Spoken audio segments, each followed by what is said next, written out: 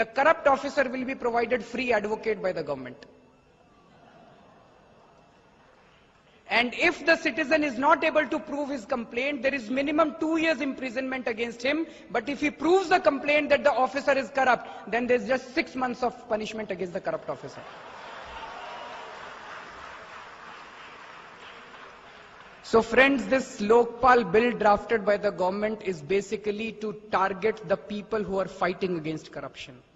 It is not meant to target the corrupt and corruption in the government. It is meant to target those people who dare raise their voice against corruption. As soon as you make a complaint to the Lokpal, or as soon as you make a complaint to any anti-corruption agency, immediately you are targeted, you are threatened, you are victimized. In the last 1 year, 13 RTI activists have been murdered all across the country. The people who dared to file an RTI application to get information from the government. In Jan Lokpal bill, we had suggested that the Lokpal should have a duty to provide protection to such people. The government has not accepted that proposal. So there is no protection of whistleblowers.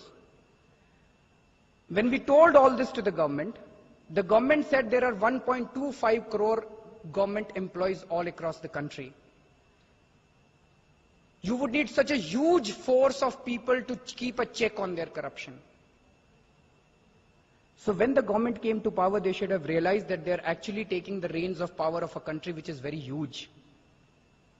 If there are 1.25, अगर 1.25 crore employees इस देश में हैं, तो उनको खुला नहीं छोड़ सकते रिश्वतखोरी करने के लिए. You have to provide adequate systems in this country. You have to provide.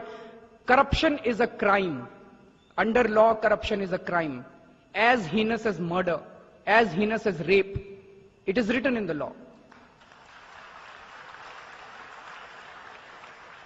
So if tomorrow the incidence of murder or incidence of rape goes as much as we have corruption today, will this government turn around and say that we can't provide protection to all of you because there are 120 crore people in this country? What kind of a logic is this, that because there are 1.25 crore people, therefore we can't keep a check on them? Therefore we have provided a Lokpal which will keep a check on only a very small band of corrupt, and we let loose all the rest of the officers to loot this country. CBI is completely in the clutches of the government. We all know how CBI has been used and misused by all successive governments. Bank account of Quattrochi was defrozen in complete secrecy against public interest because he happens to be close to someone very senior in power. Because CBI is directly in the control of the government. For 1 full year, no action was taken against Raja, because Raja was one of the central government ministers. It is only when Supreme Court, the case was filed in Supreme Court, that the CBI started functioning. In future also, CBI will continue not taking any action against any Raja. CBI will continue not taking any action against any Kanmadi, because CBI will continue to report to the very same people who are accused in all these cases. The selection of Lokpal. The government has suggested a 9-member committee, out of which 5 of them will be their own people. So effectively they will appoint politically loyal and most corrupt people as Lokpals. The removal of Lokpal. We had suggested that any citizen should be able to make a complaint to the Supreme Court seeking removal of the Lokpal if he feels that he has evidence of corruption against a Lokpal member. The government has written in the law that only government can make a complaint to the Supreme Court, not the citizens. So the government in effect has a control over the selection of Lokpal, they have a control over the removal of Lokpal, and they have a control over the budget of Lokpal, and they have control over the functioning of Lokpal. So just like CBI, Lokpal will also be a puppet in the hands of the central government. Should Prime Minister be included in Lokpal? It is being said that Prime Minister sits over very sensitive matters and it would endanger our democracy, or it would endanger our country if Prime Minister were brought under the purview of Lokpal. Friends, I dread if tomorrow Madhu Koda becomes the Prime Minister of this country, and it is very likely.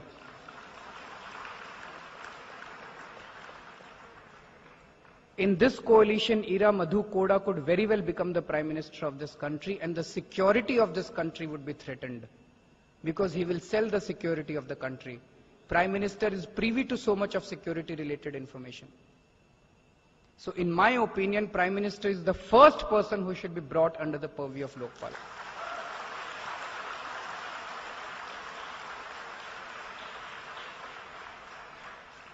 Secondly, keeping Prime Minister out of Lokpal is unconstitutional, because in our constitution only and only President of India enjoys complete immunity from any kind of investigation. No such immunity has been granted to the Prime Minister.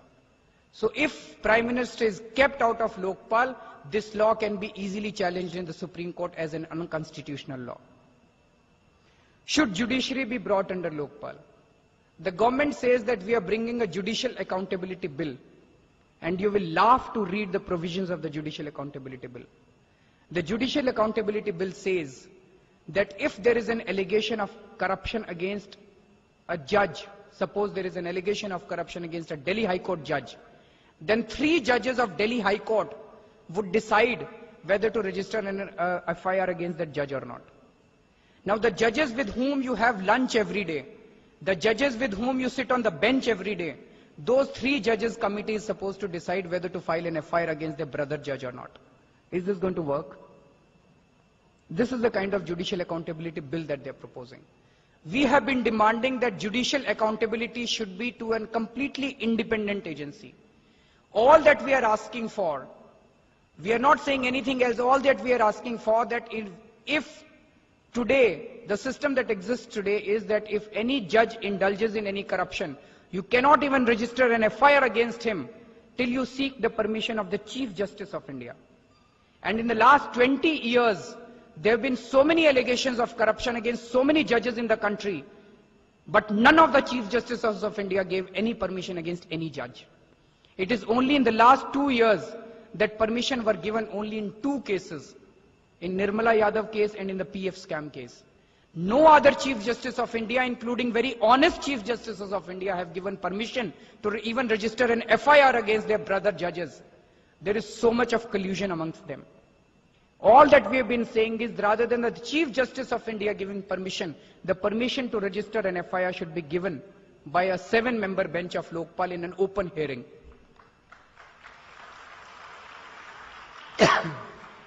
But again, they have not included that. Judiciary has been kept completely out of Lokpal.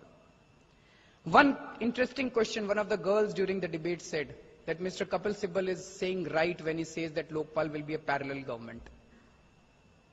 An impression is being given that anything which is not in the control of the government is a parallel government. That is not right. In any democracy, as it was discussed, we have judiciary, we have legislature, and we have executive. And executive has all the powers, all the executive powers. It is almost like a superpower. So in order to keep a check on executive, we created several independent bodies. So therefore we created a judiciary to keep a check on arbitrariness, injustice and corruption of the executive. We created judiciary, which is not in the control of the executive. So is judiciary a parallel government? We have CAG, Controller and Auditor General. Is CAG a parallel government? We have NHRC, which is independent of the government. Is NHRC a parallel government? We have Central Vigilance Commission, which is independent of the government. Is CVC a parallel government? We have Central Information Commission, which is independent of the government. Is CIC a parallel government?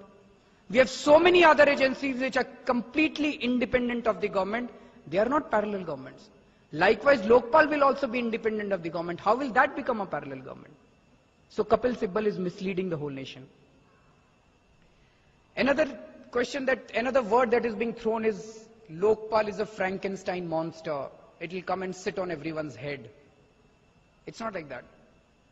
An ordinary income tax officer, Group B officer, an ordinary income tax officer has the power to examine the income tax return of Dr. Manmohan Singh. He can impose taxes on Dr. Manmohan Singh and he can impose a penalty on Dr. Manmohan Singh. An ordinary income tax officer has the power to examine the income tax return of the Chief Justice of India, impose taxes on him, impose penalty on him. An ordinary income tax officer has the power to examine the income tax returns of all the members of parliament, all the ministers, all the officers. Does this mean that income tax officer sits on the heads of everyone? He does not.